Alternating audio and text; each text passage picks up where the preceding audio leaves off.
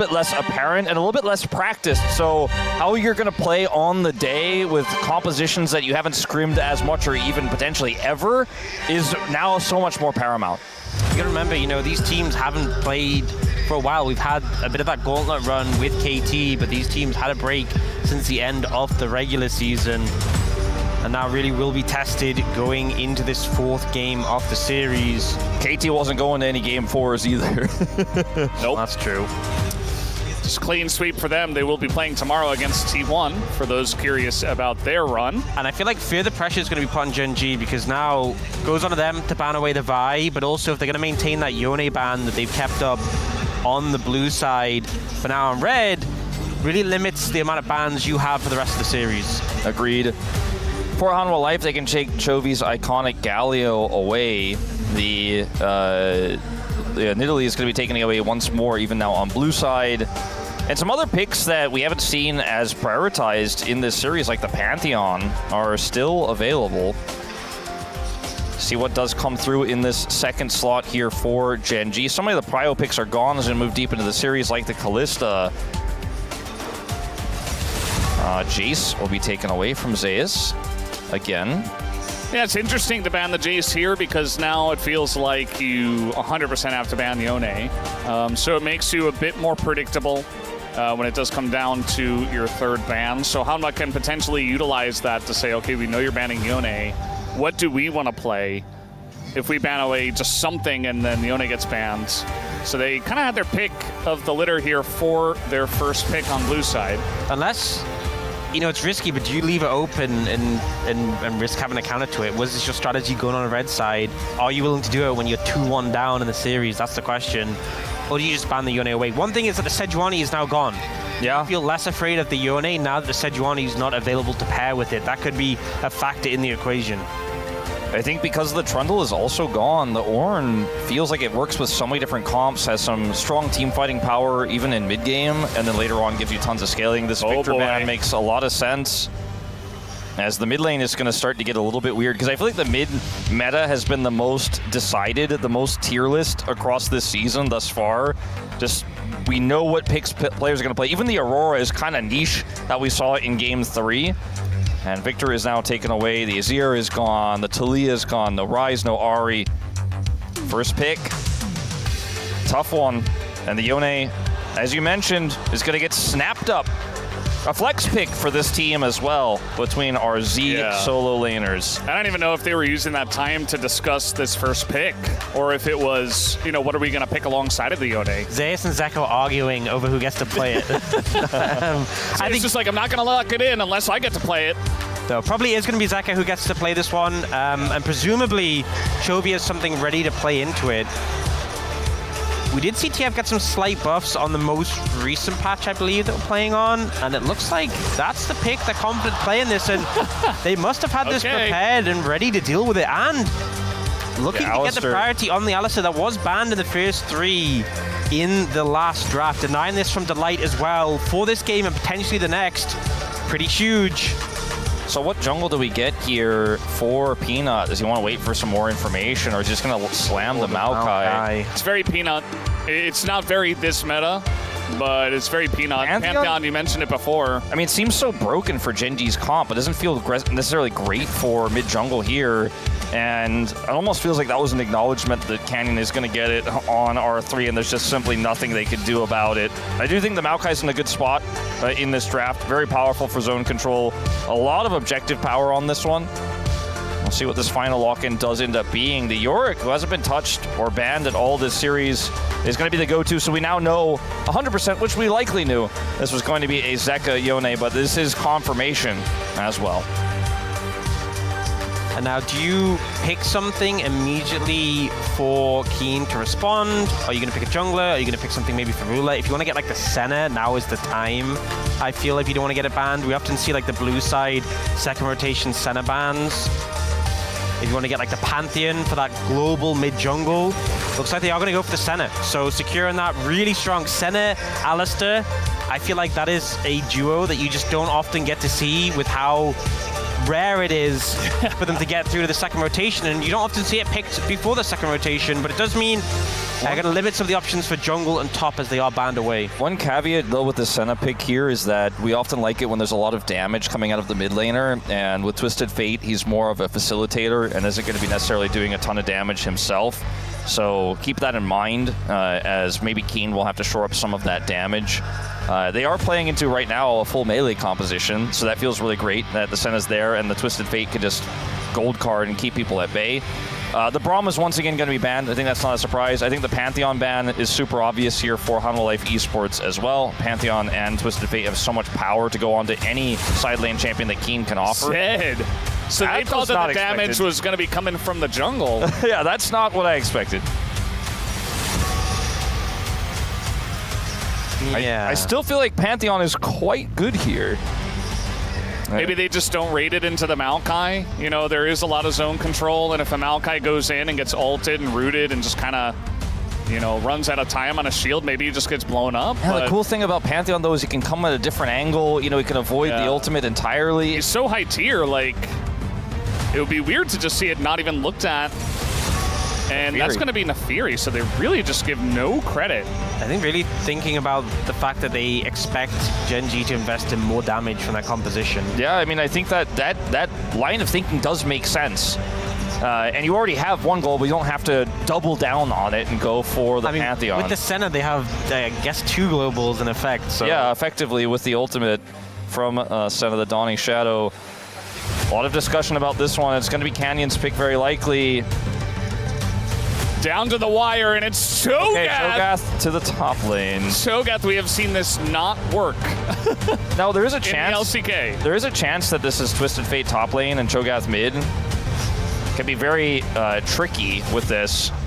It also, I guess, could be jungle, but I hope not. We're getting a little bit weird. That's the jungle damage that we were looking for. The Jinx I mentioned before we got into the draft feels very strong when you have a front line like this. Any sort of pick setup, Jinx Lulu feels great. Into the Senna, Alistar, where you have really no way of stopping the early Lulu pressure despite the repeated nerfs to this champion. It just constantly guarantees prio. Works well with Maokai, works well with Yone, and keeps the Jinx safe in team fights. And all you need is that first kill. An old favorite, perhaps? I mean, you have the setup for it with the TF. There's a lot of CC set up for the Lee Sin. They are going to commit to it, so I feel like GENG's composition, you know, you have a lot of range to play around later on with the center and the TF. You have the setup to follow up. Okay. Well, they got that going on at least. As we're ready, let's hop into the rift for game number 4.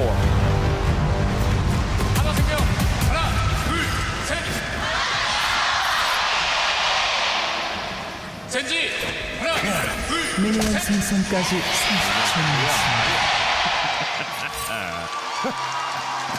All right, game number 4, and for some reason, they gave Zeka his Yone. In game 4 of Fearless, I was not excited to see this happen in the draft. I think GENG are taking a big risk by giving this team. Nobody gives this team Yone. I think the thought process of it Even is... best of 3s. I think the thought process of it is the only way you win this is with the reverse sweep, right? You're on red side for the rest of the series. If you give them Yone now and you win this game, you free up the ban for game 5. Again? Ooh. Again? 2 cleared wards. What a dub. Massive gold lead for GENG. As I was saying, if you can either ban Yone both the games and lose that ban, or you give up Yone, now, you beat it, and it's denied by Fearless in game 5, which is yes a risk, but it's like you're playing for the whole series. Like you have to play the full 5 games if you're gonna win, and I think that's the thought process they're going for in this situation. Is like you let it open, you let it get banned out in game 5 by Fearless. Yeah. And it's risky, but, you know, they're in a position where you have to take some risks. It's a big risk. I personally would have just used the ban on Yone. Yeah, for the rest of the series. I would have as well. And, you know, we said it from the outset. We didn't think that champ was going to be allowed through the whole day. The same with the Vi, obviously. But Chovy has this Twisted Fate in his pocket. He is quite well known for his Twisted Fate, as most LCK mids are. You know, even Showmaker, you know, obviously one of our most iconic ones. But see how he performs in the lane, because that's where he's generated a lot of his leads, is just from laning alone. And as you can see here, he went for the unsealed spellbook as well this game, so he has a lot of supportive abilities he can put down for his team. Can even potentially be a second smite button, but I'm looking for the global presence. Like, where does Chovy make the impact? Is he shutting down the Yorick in the top lane? Is it trying to amplify the Senna and protect her in some of these early skirmishes so she can actually get relevant value? Because it's not a game where you have like a Camille TF where you just hard go onto the side lane, or a Jax, for example. It's a weird one, you know, because you're running Cho'Gath. Yeah, I think that Cho'Gath specifically, we already see in the top lane, like, Yorick can be very punishing in the lane and annoying to deal with, but the Cho'Gath has so much sustain when you have extra stuff to kill, right? You're just killing all the ghouls and you're always at full health, it feels like. So yeah. Zeus isn't going to have nearly as much pressure. So yeah, you're right, you know, they don't have that kind of like hard split pushing, but they have tons of range with the TF, which has a lot more synergy with the Senna rather than the Cho'Gath, and then the Cho'Gath was kind of like this isolated pick for Keen to really handle Zeus and neutralize him in this game. I mean, 80 levels, you're just not going to be able to do that much to the Cho'Gath as the Yorick, but it's really when the Maiden comes online, I'm interested to see, like yeah, I said the whole eating the Maiden, but like how realistic, like, because Maiden has a lot of health, yeah. You know. Yeah, I mean, are you gonna be able to get it low enough that you can eat it? Will Zeus let that happen? I mean, the no item Yorick is also just, you know, not going to be doing that much yet either into a Cho'Gath at level 1 to 3, in this case 4 now, but I think that it's a matchup that Zeus is going to feel fine in later on, as long as there's no big disasters that do transpire. Pretty big lead for Chovy early on in this one, as you would expect and want if you're a GENG fan. Otherwise, a pretty quiet early game. We've had a lot of early first bloods for HANWHA Life Esports, as the space indicated earlier on. It's not like that's happening in this one. Yeah, you know, it's pretty interesting. The later you get in Fearless, a lot of the engage gets taken away, because engage in CC is so high value in League that you get to game 4s and game 5s. We had that one, I think it was LCK Cup, right, where it went like 50 minutes or something. We had like Aurelion Soul and Jinx and Zeri and like all these crazy scaling champions with like no engage, and it was just nothing that the teams could do. So, you know, it's the LCK as well. I would not be surprised to have this game go very late. Honestly, I was a little bit surprised that nobody has picked Horn yet as well, especially as we do get into these later games where the scaling is just going to be very high value with low action especially. I think what's just so broken about GENG's composition is the TF, Senna, Lee Sin, the double rapid fire, stun, Sonic Wave, that whole, as soon as you get that online, I think that's really where GENG start cooking. Yeah, there's some protection, obviously, for the Jinx. She has the Wild Growth, and, you know, there's the ability to keep everyone away with the Maokai ultimate to make it so Jinx can, once that first kill goes over, pop off in the team fight. There's a ton of damage, a ton of potential there. Even though it's not traditional engage, I do think both teams have a lot of ways to set up initial CC'd and then pile onto someone. And I don't know if this is necessarily going to be the sit back and scale draft for either side. Like, Ruler is playing Senna, but they're playing a TF comp as well. So I think that you have to generate some advantages. Objective control is so important, though. The smaller the engage setup becomes for both teams, is having that vision advantage and being able to chip away, and especially utilize that Senna range, for example, is so valuable. As it looks like GENG are just going to get this one here initially. Peanut has no backup. Yeah, he's playing with fire here a little bit. He's got to be careful, and he will, in fact, be careful. I don't think giving free kills over to GENG, who want to get the ball rolling, is a good idea. Yeah, I mean, Chovy had ult, too. Yeah, he started walking down with ult and with Spellbook Ignite, so that was not a game you wanted to play. And, you know, Ignite is really good into Maokai because it's, you know, it's a tree. It burns pretty easily. So. Yeah, super effective. Yeah. Yeah, we learned this at the Lord of the Rings movie, where poor trees get burnt down. The Ents. Yeah, I was thinking more of Pokemon, but I can see where you're going with this one, Wolf. I mean, Maokai's kind of Ent-like. Makes sense. That's a dodge. That's going to utilize the walk strategy. Still going to flash away. Showing immense respect here to the both of them. That's Zeka's Yone. I just walked it off. I do think a situation like that, though, shows how bad it could have been if he hadn't dodged the ultimate. You know, Delight coming in full backup, and the fact he had to flash anyway. If that had hit, it could have been a bit of a rougher situation for Chovy. He might have just ended up going down. Yeah, Chovy, he sees the Vampire Scepter. You see he's not even trying to harass Zek anymore. He's just like clearing waves over and over. Oh, Duro! Duro's like, sit down, buddy. What are you doing this far up the lane? As Zeka says, well, there's nothing I can do. First blood is given over to Chovy. And just like that, Duro says, sit down. It's my time to shine. I mean, we've seen so many of these Alistair mid-ganks be incredibly impactful, and when you're that far up, you just get headbutted into the turret, and he gets the nice interrupt there. It's incredibly well played from Duro. These are the types of mid-ganks we've seen so much from Duro this year, where he's just on the edge of making it happen. The mid laner feels safe. Like, there's no way he can get me, and then he just outplays them. Yeah, we've seen it on Nautilus, we've seen it on the Alistair. Blitzcrank as well. It was super slick. And now?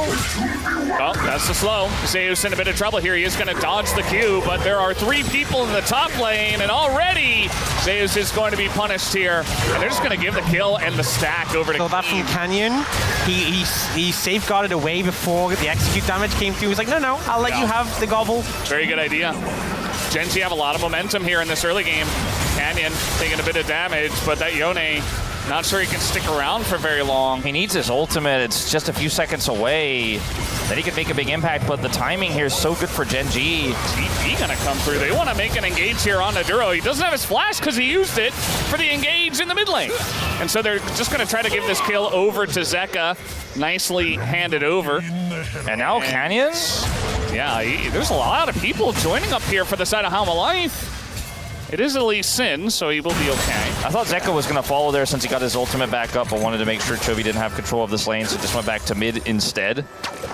I think GENG overall pretty happy still with how it turned out. You know, it was a trade of kills with them getting the Yorick. You know, they do end up losing the Alistair, but they also got the 2 grubs to the 1. So working out pretty good for them. And we'll see. This is Duro's play. If he comes, I'm going to go for it. There he is. Flash is good. And the thing is, Zeka knows he's dead, so he actually tries to go into the tower. So it goes, he tries to give credit over from the ignite to the Alistair and doesn't manage to.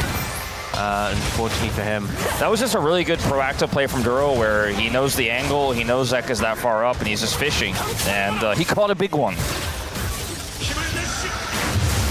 We are in Busan.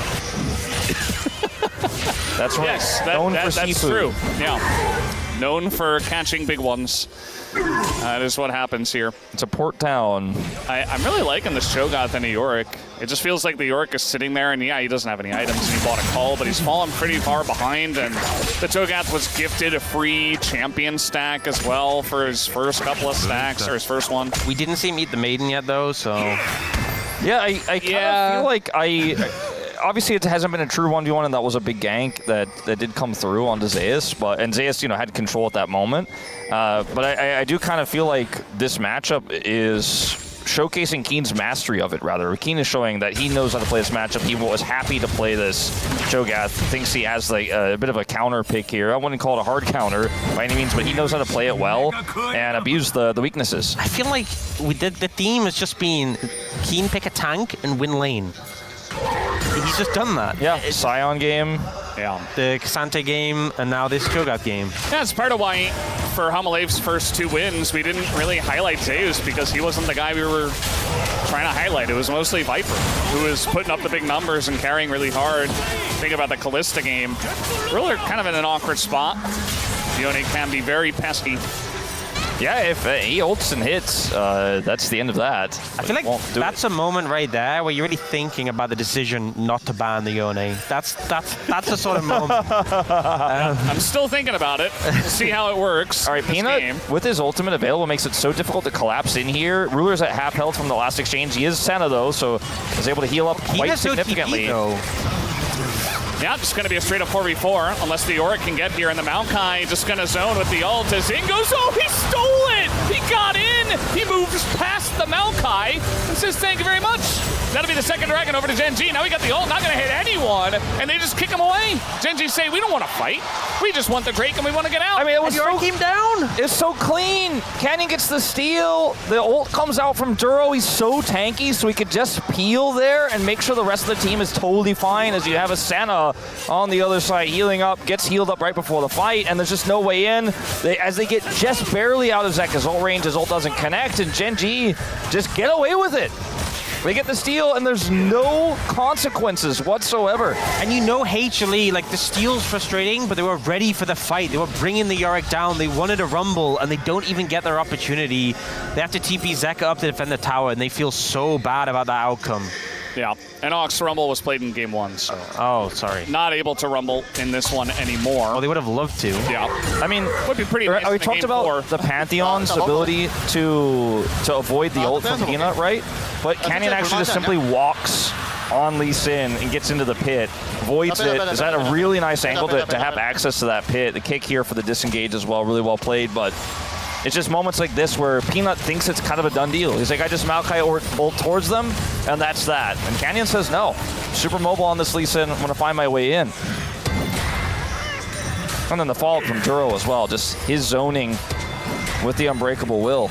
With it being a Mountain Soul as well, you know, I feel like a lot of HLE, how they want their comp to function, it's the fact that you have, you know, the Yone threat on the back line, you have the reset potential of Viper.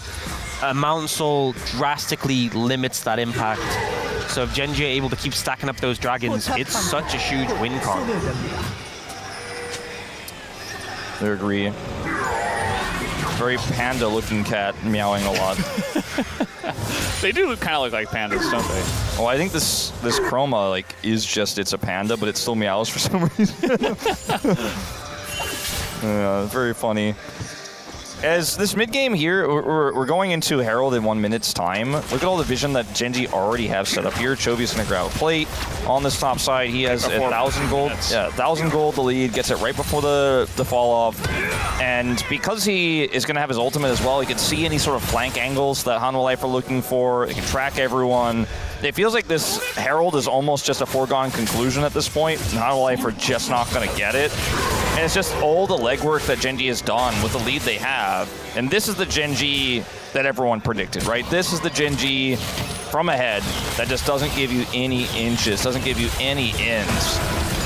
That people expected to come in as our first seed. And it's going to be really interesting, you know, if GENG, they win this game, and you think about, well, they were very close to winning game 1, too. Like, they probably should have if there weren't a couple of iffy moments from them that kind of threw the game away. So, HANWHA Life, you know, we've given them a lot of credit tonight, and I think they deserve it for their ability to just play so much better when it comes to best of fives and big matches, but GENG are still the favorites. I mean, look at this too. Chovy's just going to get this whole turret while they made a sort of attempt to gank Keen there, who got a demolish proc, gets away. And GENG just get more and more. They're getting literally everything there is to get. HANWHA now grouped up for Herald so that they may be able to win a fight here, but it feels like GENG can do no wrong. I mean, they got feats of strength. I mean, HLE will have come into this draft where they have the Yorick and the Yone and thought, oh man, our side laning, we're going to have so much control. And they just don't. They just don't right now. And I feel like Keen's super comfortable going up against the Yorick or the Yone, and Chovy's getting so much pressure down. HLE are now looking for the Rift Herald. Keen does have TP. They want to contest it, but Canyon's going to be a little bit late. Now let's see what he can do. We got the TP coming in. Chovy's coming in from the top side. Bit of damage already going in. There's a TP right in front of GENG's face, and that's just going to be Zeus flashing away. As we got the Maokai ultimate trying to lock some people down and get this Jinx excited, but GENG, they just form a wall. And they say no thank you, but Peanut goes back in, and a ton of damage is done to the Maokai, but the Lulu barely keeps him alive, and that's a kill for the Yone. Finds another pick on the Chovy here, who's just on the run, and there's the engage with Peanut going back in with the Rift Herald, picks up another one, and Chovy not able to do much here on the right side of the fight. Looking good for the side of HANWHA Life. In this fight, they pick up a couple. This is the insane punishing power of this draft and of the playstyle of HANWHA Life, as we will have a pause, but you see what happens if you get just one kill. Keen's not that tanky yet. He dies. Viper gets excited, and then you can kind of almost just do whatever you want in a game state like this. Peanut, the Rift Herald charge is a bit awkward, but he engages afterwards. They get another pick. Chovy's zoned out, and HANWHA Life pulling back into this one in a big way. That also felt like such a rushed contest. Like, Canyon wasn't there. Keen teleported in. It was like, maybe they expected him just like run up to the Herald and eat it, but that would be suicide, so he didn't. But it's like, well, what are you teleporting for? You can sit here and say, well, GENG and HLE look way better than everyone else if they do fall down, they'll probably make it second seed. But, you know, going into today, everyone was so sold on GENG. That's been thrown up in the air. You always want to secure your ticket now.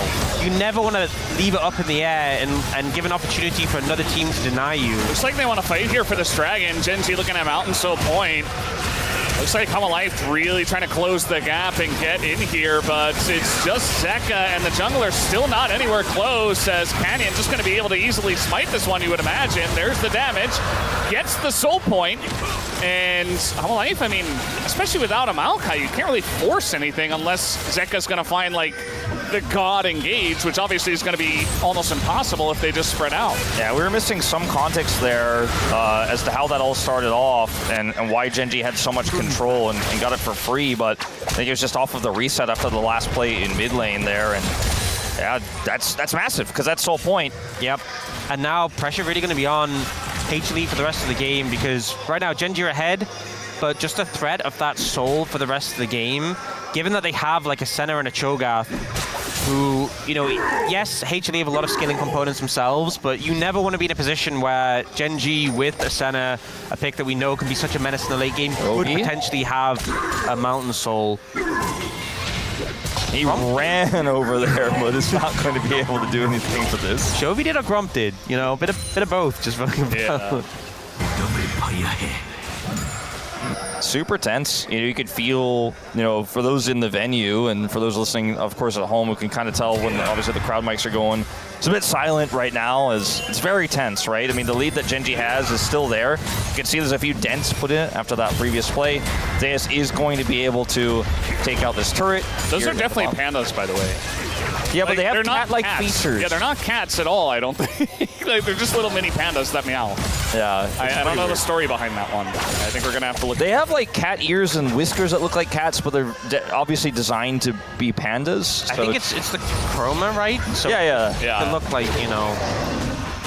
Well, I mean, that's a turret to go over. This Yorick is, you know, slight lead. Yeah. Obviously, I think in terms of team fights later on, the Cho'Gath is going to be way more valuable. But in terms of side lane pressure, the Yorick is going to always be that threat. Neither team got 3 grubs, so let's split on that one. I think there's also something to be said that even though GENG have a lead, they are looking for Zeus. Yeah, he's very isolated down here. No TP from Zeka to try to save him, so it's just a straight up 2v1, and Zeus doesn't really deal damage yet. So it's going to be a free kill given over to Canyon. Second kill for his Lee Sin. And there's just no cross map here. I mean, there's no angle for HANWHA Life to say, okay, Chovy ulted down here, the jungler's bottom. We'll just go ahead and get something else, because there's simply nothing. The Otacon hasn't spawned yet, and I think even trying to do that is optimistic. Chovy did flash on the play and doesn't have his ultimate anymore, but I mean, I think if they're going to try to just hone on Otacon here in 10 seconds, that's a bit of a pipe dream. Yeah, I don't think they'll really have an opportunity to do so. Getting flash from Chovy is pretty big. Flash from Chef, very valuable. He obviously just didn't want the play to extend too long and be off the map for a really long time chasing down the Yorick. But he does have Spellbook, so he'll be able to trade it out for a different summoner before too long, so not the end of the world. His Rod of Ages is almost complete as well. Yeah, and he's not too far away from the rapid fire cannon. We've seen Rulers picked up his, so that range on the center really online. And approaching that point of the game where I feel GENG's really comes online, and not a moment too soon with 2 minutes till that Mountain Dragon. Yeah. I don't think GENG really need to prioritize the Otacon. They just kind of need to stop HLE from doing it. And then when that next Dragon comes up, that's when really you should be in a position where you're like, hey, let's fight. Whereas HLE, they're starting Otacon because they don't want to wait any longer. They don't want to get to the soul fight. I think this is the kind of best case scenario for HANWHA is GENG botched how they try to stop this, but GENG just can play slow. They can play passively on this. Ruler has his ult. He's going to be able to sustain so much in this longer fight. Yeah, they have so much control with their range. And now finally TP is going to come through for Zeka after he picks up his shield bow. And it's just going to be potentially a flip, but you've got a Cho'Gath that you're smiting against, and all these resistances are going down. Chovy going to take a big chunk here on the left side, has to cleanse out of that one, but Zeka also being chunked out as in goes Canyon, gets Lulu ulted in the sky, but look at Peanut, he can't get in there. He's going to try, but he is not going to succeed, and now he does get punished as the rest of HANWHA Life just has to run away, tail between their legs. As down goes the Peanut's Maokai, and it was just such a weird fight to go for that Otacon. And look at the death timer. Peanut is up. with 10 seconds until the soul spawns, so that the timing's super tight. I think GENG are in a great spot now. Yeah, they're going to look for even more. Viper getting chunked here. He's going to get zoned away from the turret as well. He gets taken out as, yes, Keen will go down as well, but the job is already done. Duro and Canyon behind them, and Zeka and Delight have nowhere to go, just being chunked out by Ruler and by Canyon. GENG running the rift right now. I mean, it did die to the tower, I think. Duro is also going to be potentially an extra donation, potentially. Yes. You know, this is one of those weird situations where that looked really positive on the back end for GENG, but now with these death timers, it's a little messy, this setup for the Dragon. Exactly. Yeah. Chovy hasn't unsealed in a little while. Might try to go for like double smite plus Cho'Gath if Keen has TP, but he doesn't. The timing here is going to be quite awkward, and I think we are still going to end up having that fight because it's a Maokai who can't solo this, but at the end of the day, it felt like GENG could have just played that a little bit safer, walked away, and guaranteed soul. Now, it's a team fight. It still favors them, but I feel like you could have just had it for free. Yeah, I think they saw blood in the water. They were like, we can wipe them, guarantee soul, rather than hope Peanut doesn't get here in time. Now it's going to be a 5v5, and they are still in a great position for this. We'll see how they set up for it. They're trying to get Prio in mid, but I mean, even with your Jinx that has pretty good wave clear, you're just kind of getting outranged. And so GENG feel very comfortable to just sit in mid. Ascena with the Alistar. As now going to get a lot of vision of this. Yeah. Chovy just ulting to make sure he's here for the fight. And get vision control of this Banana Brush, which is always crucial. Be able to just stick bottom, clear out some of the wave, and then go ahead and join with the team. I mean, Ruler just is so far away from anybody that GENG can kind of slow play this and don't actually have to force an engage. Yeah. Jovi's still looking for options, might as well. He was so close to finishing Rapid Fire Cannon, but I believe he didn't. Yeah, he doesn't quite have it. Yeah, pretty rough. This is Mountain Soul. HANWHA have to do something. You don't want to give this one over for free. The Maiden taking a little bit of chip damage, and GENG, they have Banana Brush control. You can see HANWHA trying desperately to push into this brush. They actually will be able to do so, and they have the Maokai to attempt to zone them away. They got to get a kill for that Jinx. Yeah, they're not really doing anything. They're just kind of sitting around. The Maiden's dead. No engage comes through, no Maokai ultimate available. Bit of damage comes out from the Jinx, and a nice ult here, but it's only hitting tanks on the side of Zeka. Duro is going to get quite low, but so is Zeka. Zeka's just out of this one. We do get a kill on a Duro, though. And now Viper has the damage, and Chovy just very zoned away, so I think GENG might just have to give this one up, and that they will. That was a really close fight. The amount of protection Chovy gave to Duro to try to keep him alive there to prevent the reset was pretty insane. But it's definitely a big trade up here for HANWHA. They win the fight, they get the Dragon. Canyon also likely caught. Yes, flash and kick, but I don't know if he's actually going to get out here. Tries to taxi on a Peanut, but with a Lulu around, it's just elementary as they give a ton of gold, actually 1,000 gold over to Zeus. And I think with hindsight, we can definitely say that overchase on the top side did bite GENG in the backside. Yeah. You know, they ended up having to take this 5v5, and Zeka gets so much value here, because meanwhile, Duro ends up trying to buy space for the team to stall out the Jinx and the Lulu, but Zeka goes in here and just kills Ruler, despite all this peel coming through. Keen doing his best, he gets the 1-for-1. Yeah, and then Duro does eventually die, and then Viper is such a big problem here. Just no way that Keen and Canyon could do anything with Chovy out of mana and zoned away. And now HANWHA, with this advantage, no jungler, gonna try to rush down Baron. Yeah, I'm not sure about this, but they do have a lot of damage on this Baron already. Jovi's got a nice angle on the left side. They just want to turn off of this, actually. Keen very tanky, but not tanky enough. Duro not able to peel for him, and now Viper gets excited, and they just taxi them away from the objective. As it does look like maybe Ruler gets out, and so will Duro, but yeah, I think for GENG that's fine. You know, you stop the Baron, and you only lose Keen. Just a lot of relevant gold going over to this Yorick. That's going to be a side lane problem in this game. The extra time they bought with the Dragon itself feels so huge. Sure, Ruler is getting to be a bigger and bigger problem, but these fights are looking a lot more broken up by GENG because HANWHA Life are playing as a better unit here in these 5v5s. Like, Chovy on the flank here doesn't really accomplish anything. They get the kill onto Keen, who's once again kind of just caught out here in the reset button for Viper. And at this point, you just got to get out and cut your losses. They get enough damage to stop HANWHA from getting the Baron, I suppose, but it's again that kind of pickaxe chipping away bit by bit that we talked about in the previous game. This time it's a much closer game. HANWHA Life are keeping GENG honest.